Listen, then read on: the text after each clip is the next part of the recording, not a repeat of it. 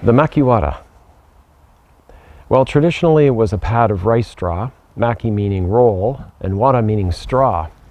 And it was bound to the top of the device with a rope to form a striking surface. Some practitioners use leather. In this case, I've used a belt. You can use whatever's comfortable for you to form a striking surface with. Now, there's different types of Makiwara. The Shure Makiwara is on a flat board, and it measures usually at the breastbone level. The Makiwara is used for punching at a short distance. The Naha Makiwara is also on a flat board, and it measures as high as the solar plex. And that Makiwara is used to train in a very deep stance. You don't want to be solid. It should have some movement. The boards, first of all, you have the striking surface board. You have the back board, which is the tension board, and then you have the other board that comes in behind. Now, the training basics on the Makiwara, I want you to think of a Makiwara as a maintenance rather than an end result.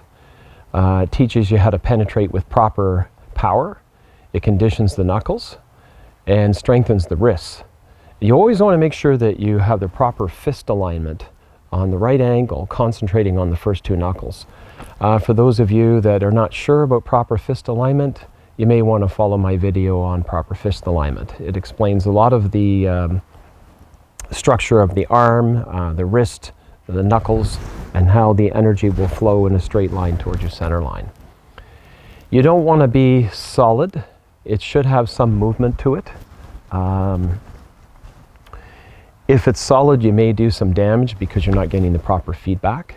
You want to practice the movement to get the proper feedback and the hitting and positioning correctly. There should be no bounce in the movement, and the punch should pass through and come back. The wrist should be straight and concentrated, as mentioned, on the first two knuckles.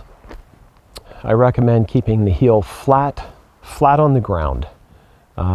If you bring your heel up, you might drift, and it might cause some issues where your targeting area, where you're focusing, is off of alignment. You may do some damage to your arm or your wrist or your fist. You want to make sure that you strike with the hip, and don't just make your knuckles bleed.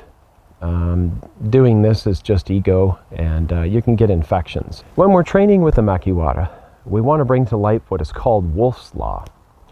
Dr. Julius Wolff lived from March 21st, 1836 to February 18th, 1902.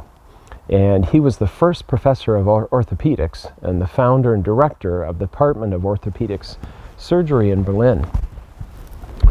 And to this day, his work has had a significant impact on orthopedic surgery. And Dr. Wolff stated that bone in a healthy person may adapt to the loads under which it's placed, and if the load on a particular bone increases, the bone will remodel itself over time and become stronger and resistant to that sort of loading. So again, we want to look at the Makiwara as a maintenance tool rather than an end result or something that we're trying to achieve. And you can look at martial arts that way in everything you do. It's not an end goal, it's just resting and living in the moment. And through that resting and understanding, you can achieve greatness. So again, we want to use the Makiwara as a tool, a maintenance tool rather than an end result. Now, it's something that I constantly talk to students, people in workshops and seminars about all the time, is that martial arts should be thought rather physically as a maintenance, intellectually as a study, and to really resonate the concepts and learn what you're doing so that those fighting skills become a part of you rather than you memorizing or hoping that the opponent will fall into your preset patterns or understanding of your movement and on which you would wish they would fall into. And everything that you do in martial arts has a correlation to the one thought. If you're training forms, that's what you do. If you're sparring, grappling, weaponry, you want to see how the weaponry, such as understanding sword play, can help you in your fighting skills, and how your groundwork can help you in your kicking and punching, and how your Makiwara can fit in there and bring everything together, all your training principles in one idea, the 10,000 things equaling the one thing. And always remember, iron sharpens iron and one man sharpens another.